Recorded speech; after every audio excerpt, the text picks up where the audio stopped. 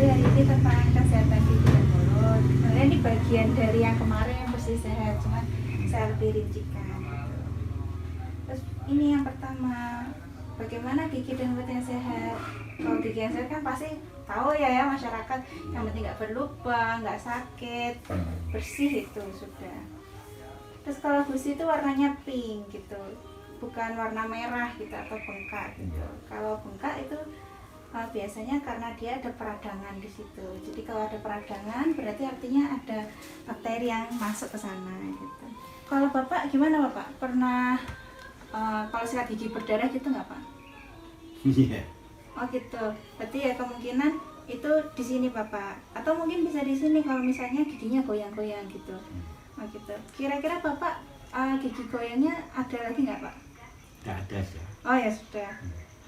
Kemudian Tinggal satu belakang. itu goyang. Iya, tapi sih enggak. Oh gitu. Berarti biasanya ngunyahnya di satu sisi aja atau? Iya. Oh gitu. Terus selain itu lidahnya juga pink Bapak. Jadi lidah ini tuh bisa juga untuk melihat apakah seseorang tuh punya suatu penyakit tertentu gitu. Kayak kalau misalnya merah bukan pink, itu berarti mungkin dia lagi ada proses keradangan di sana, ada infeksi gitu. Kalau kuning biasanya orang hepatitis itu selain matanya bisa dilihat dari lidahnya gitu, dari kulit. Kalau biru bisa dilihat bahwa di ginjalnya mungkin ada gangguan gitu. Kemudian kalau misalnya putih berarti dia kurang air atau ada infeksi jamur atau dia sedang flu. Jadi kalau orang-orang yang sedang flu Bapak itu imunnya kan turun. Nah karena imunnya turun, pertumbuhan bakteri-bakteri jamur-jamur di rongga mulut itu naik. Nah karena naik akhirnya mereka membuat warna putih itu. Nah kalau yang merah cerah ini berarti ada gangguan darah, biasanya gangguan darah, pembuluh darah, gangguan jantung seperti itu. Kalau yang warna ungu ada paru-paru gitu. Nah ini kalau ini lapisan ya Bapak. Kalau lapisan itu artinya kalau dia dikerok itu bisa lepas. Nah kalau ini kan warna, kalau ini lapisan. Nah kalau lapisan ini biasanya jamur Bapak. Biasanya kalau kita minum antibiotik lama gitu, itu muncul seperti ini karena antibiotik kan membunuh bakteri. Sedangkan itu jamur. Ketika bakterinya turun, jamurnya yang naik gitu. Kemudian kalau abu-abu mungkin ada gangguan pencernaan. Kalau lapisan abu-abu sebenarnya juga masih berhubungan dengan pencernaan. Ada gastritis itu, mah itu, ada tukak lambung. Kemudian kalau lapisan kuning sama infeksi, tapi biasanya cenderung infeksinya bakteri gitu. Terus ada gangguan pencernaan. Kalau coklat paru-paru. Kalau yang normalnya? Yang pink Bapak. Oh, pink ya. Ya pink. Jadi bukan merah gitu ya, tapi pink. Kemudian ini, kenapa kok kita perlu menjaga kesehatan gigi dan mulut? Karena ini tempat penyebaran infeksi Bapak. Jadi dari masuk ke sini, dia masuk pembuluh darah gitu. Karena dia bisa masuk pembuluh darah, dia bisa kemana-mana gitu. Tapi memang ini prosesnya lama sekali karena ini perlindungannya sangat kuat. Jadi email yang warna putih ini Bapak, itu bagian terkeras di manusia, lebih keras daripada tulang. Ini perlindungannya sangat kuat. Kalau jebol, nah itu yang membuat dia bisa kemana-mana. Nah jadi kalau kesehatan gigi dan mulut yang buruk itu bisa meningkatkan resiko penyakit jantung 2 hingga 3 kali gitu.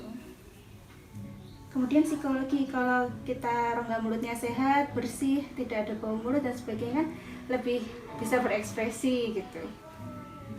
Kalau nutrisi bisa banyak makanan yang diserap dan sebagainya. Sebenarnya ini meningkatkan penyerapan juga Bapak. Kenapa? Karena proses pencernaan itu sudah dimulai dari mulut. Dari kita mengunyah, kan Nabi juga menyarankan untuk mengunyah 30 kali ya Bapak. Nah itu salah satu fungsinya agar memecah gula-gula menjadi lebih ringan, jadi mudah diserap di tubuh gitu. Kemudian untuk berbicara, terutama ini gigi depan ya Bapak. Nah, karena kita itu pasti perlu gigi depan dan sebagainya. Kemudian apa saja gangguan kesehatan ini biasanya sariawan. Sariawan ini sebenarnya juga bisa menunjukkan sesuatu gitu. Tapi sariawan itu ada banyak sekali Bapak. Ada yang besar, ada yang kecil banyak, ada yang macam-macam gitu. Tapi orang pada umumnya menyebutnya, oh itu sariawan gitu. Padahal sebenarnya itu ada banyak sekali. Kemudian lubang gitu. Ini lubangnya kan kelihatannya kecil ya Bapak? Iya. Kenapa dia kelihatan kecil? Karena dia susah kalau mau menghancurkan yang lapisan putih ini Bapak. Jadi dia hanya menghancurkan lapisan putih ini sedikit, lapisan emalnya sedikit, set, habis itu baru yang di dalamnya besar. Gitu. Karena bagian dalam itu lebih lunak gitu. Jadi kelihatannya kecil, tapi kalau misalnya kita buka pasti lebih besar. Kemudian ada perubahan warna. Perubahan warna ini bisa seperti ini contohnya. Kalau yang seperti ini Bapak, ini nggak apa-apa. Jadi dia itu giginya mati gitu. Biasanya karena kena benturan dan sebagainya, tapi dia bersih, nggak ada bakteri, nggak ada apa gitu. Jadi biasanya kalau yang seperti ini masyarakat tidak begitu aduh gimana gitu. Tapi biasanya kalau public figure, orang-orang yang biasanya muncul di TV dan sebagainya, karena ini gigi depan, biasanya dilakukan di bleaching gitu Pak. Iya. Kemudian kalau yang di lidah tadi ya Pak, bisa dilihat ada banyak perubahan warna tergantung kondisi seseorang. Kemudian gusi bengkak, nah ini tuh hampir lebih dari 80% masyarakat itu memiliki masalah gusi bengkak ini. Bisa dia gusi bengkaknya hanya di satu tempat atau bisa di beberapa gitu. Biasanya ini berhubungan kalau sikat giginya kurang bersih Bapak. Dan biasanya kalau seperti ini biasanya ada yang keras-keras kuning-kuning itu Bapak. Iya. Nah itu namanya tuh plak Pak. Nah, plak. Biasanya kalau orang yang banyak plaknya gitu sampai kelihatan keras banyak itu, justru dia jarang berlubang. Tapi ya karena dia kondisinya basah, kondisinya asamnya rendah. Jadi karena plak-plak dan plak itu kondisinya basah. Tapi memang beralihnya ke gusi. Nah, gusinya itu nanti lama-lama mengikis, giginya jadi nggak ada tempat. Kayak goyang-goyang gitu. Tapi kalau misalnya giginya berlubang, banyak yang berlubang, berarti kondisi giginya cenderung asam. Karena cenderung asam, biasanya plak-plaknya nggak banyak. Gitu. Jadi ini kayak menyeimbangkan gitu. Kita harus cari yang daerah yang seimbang di mana gitu. Kemudian ini ada abses. Biasanya ini kalau ini bisa karena dari giginya, bisa dari gusinya. Bisa, ini harus diperiksa dokternya ya, saya nggak bisa Pak cuma kemarin. Biasanya ini karena giginya mati. Tapi gigi matinya beda sama ini Bapak. Berarti ada yang berhasil masuk gitu. Terus perdarahan, ini juga kalau yang seperti ini sebenarnya kalau perdarahannya tidak sampai yang menetes dan sebagainya itu bukan termasuk emergensi Bapak, jadi nggak apa-apa. Biasanya ini kelanjutan dari gusi bengkak ini Bapak. Gitu. Kemudian bagaimana cara kita menjaga kesehatan gigi mulut? Yang pertama sikat gigi. Nah kalau untuk penggunaan pasta gigi itu berdasarkan usia, seberapa banyaknya. Biasanya kalau di iklan-iklan gitu kan sepanjang bulu sikat nih Bapak pasta giginya. Nah itu enggak perlu Bapak, cukup secukupnya aja, sekitar biji jagung, lebih besar dikit nggak apa-apa, lebih kecil dikit disesuaikan kebutuhan. Nah itu sudah cukup, jadi tidak perlu sepanjang bulu sikat. Mungkin itu iklannya disebarkan agar pasta giginya cepat habis Bapak. Gitu ya. Nah ini Bapak, ini lebih mudah kalau saya peragakan ya Pak. Nah jadi sebenarnya sikat gigi sendiri itu ada banyak Pak. Ada yang ininya bengkok, ada yang ininya berulir, lalala, banyak sekali. Ini yang paling mudah digunakan itu yang lurus. Ya yang lurus. Nah kemudian yang ininya juga yang lurus saja. Kalau yang sudah bentuk macam-macam itu sudah ada, oh berarti kamu caranya ada banyak cara soalnya saya gitu Pak. Berarti kamu caranya gini, kamu cara gini dan sebagainya. Nah yang paling mudah ini yang lurus, ini yang lurus gitu. Nah yang pertama Bapak, ini itu miring gini Bapak. Dan harus gusinya kena Bapak. Jadi bukan nyikat gigi aja, tapi nyikat gusi juga. Nah, kalau dia seperti ini kemungkinan bagian dalam sini bisa dibersihkan gitu. Jadi intinya bagian depan, kemudian bagian samping itu bisa gini juga Bapak, langsung atas bawah. Kalau saya lebih suka yang seperti ini ya, atas bawah gini. Karena kalau kadang kayak sini kan waktunya lama gitu ya Pak. Tapi yang sebenarnya yang paling bersih itu kalau saturan. Nah, tapi kalau saya ambil yang ini, yang di lingkar. Nah, yang pasti harus dari gusi ke gigi. Kemudian yang di bagian dalam ini namanya dataran pengunyahan Bapak. Ya, bagian pengunyahan ini kita sebut oklusa. Itu juga harus disikat maju mundur. Nah, yang penting di sini Bapak adalah jangan keras-keras.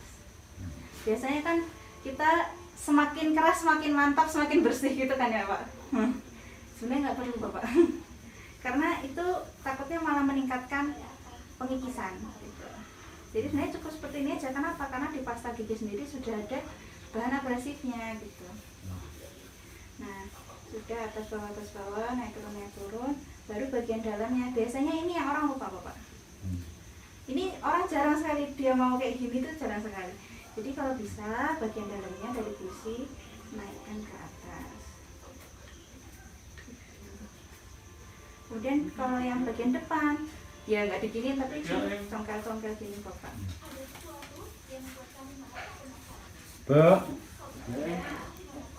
Nah, biasanya orang itu lupa Bapak untuk menyikat lidah. Ya, lidah itu harus disikat Bapak. Kalau Bapak biasanya lidah disikat nggak Bapak? Enggak, kadang-kadang dikerik pakai anda itu. Pakai apa Bapak? Benang ya. Oh, Tapi iya. jarang kotor gitu. Oh gitu. Ya kalau bisa ini, kalau biasanya kan di belakangnya ada yang kerik-kerikan itu ya Pak. Iya. Bisa pakai itu. Tapi kalau misalnya nggak ada, pakai ini juga nggak apa-apa. Bersihkan gigi itu dibersihkan lidahnya. Gitu. Untuk mengurangi penumpukan bakteri dan penumpukan jamur. Nah kemudian ini sudah tadi bagian gigi depan, bagian kosa, bagian dalam dicongkel-congkel. Nah kalau sudah selesai Bapak, kumur-kumurnya cukup 2 kali. Kenapa kok cukup 2 kali? Karena lebih dari itu menghilangkan zat-zat dari pasta gigi yang fungsinya untuk mencegah gigi berlubang gitu. Oh ya Pak, cara berkumur ini seperti ini Bapak. Jadi orang kumur kadang-kadang gimana ya Pak? Jadi intinya kalau misalnya berkumur itu kita ke kanan, kiri, ke depan gitu, di tengah gitu. Jadi nggak cuma gini-gini aja, tapi ke kanan gitu. Terus bagaimana? Selain itu sudah pakai mouthwash. Biasanya kalau orang-orang bau mulut, terutama waktu puasa dan sebagainya, itu bisa pakai mouthwash. Tapi penggunaannya tidak boleh setiap hari, tidak boleh dalam jangka waktu lama. Karena biasanya mouthwash itu ada antibakteri, jadi membunuh bakteri. Iya itu bagus. Tapi kalau bakteri banyak yang dibunuh dalam jangka waktu lama, jamurnya yang naik. Gitu. Jadi kalau di rongga mulut ini permasalahannya adalah keseimbangan. Gitu. Kemudian benang gigi. Nah benang gigi ini masih jarang dilakukan orang Indonesia, termasuk saya sendiri juga masih kadang-kadang aja pakainya. Kenapa? Karena dental floss ini kalau kita salah pakainya itu justru betul mengiritasi gitu. Jadi harus benar. Jadi kalau saya sarankan ini dipakai kalau memang sudah dipraktekkan langsung dan diawasi penggunaannya kayak seminggu, habis itu dilihat oh iya apa benar caranya dan sebagainya. Nah ini caranya Bapak, saya nggak bawa ya Pak. Dental flossnya itu diambil kira-kira 30 cm gitu. Kan ada dental floss yang sudah ini ya Pak, bentuknya kayak tusuk gigi tapi itu itu juga ada. Itu juga bisa, tapi kalau menurut saya sendiri itu cenderung orang salah pakainya. Karena dia bentuknya jadi naik turun aja. Padahal seharusnya ini tuh nanti caranya dibentuk huruf C gitu Bapak, benangnya ke gigi baru dinaik turun.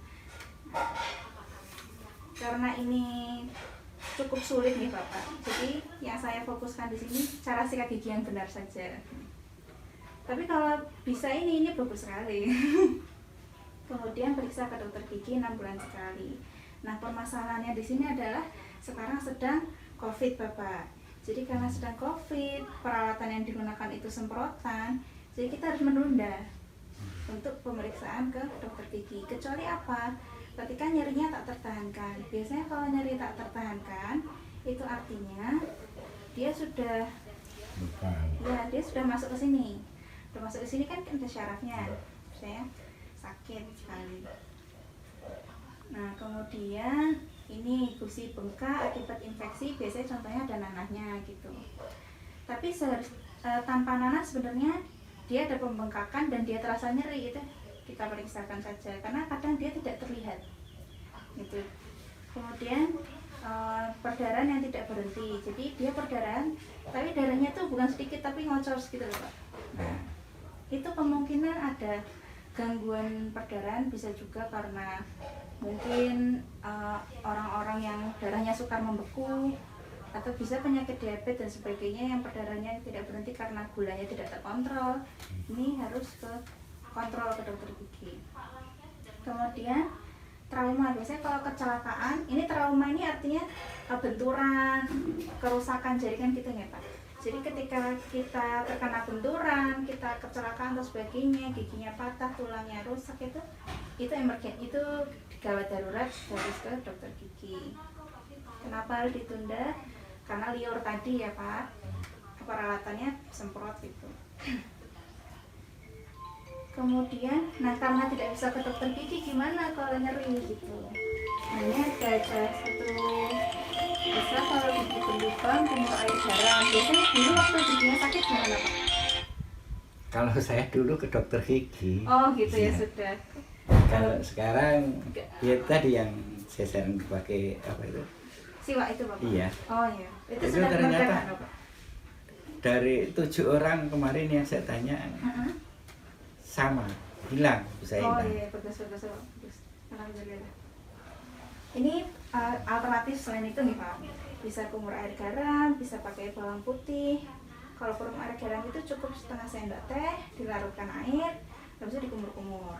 Kalau bawang putih cukup dihaluskan 1 siung, kemudian ditempel, jangan ditekan gitu. Kemudian kalau misalnya sariawan, itu bisa pakai jeruk nipis, kumur-kumur jeruk nipis atau daun sirih. Sampun Bapak. Oh ya Bapak, ini ada untuk Bapak.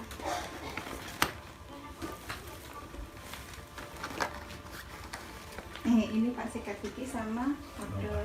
Nah ini saya sengaja ambil yang siwak, karena Bapak pakai siwak ya Pak.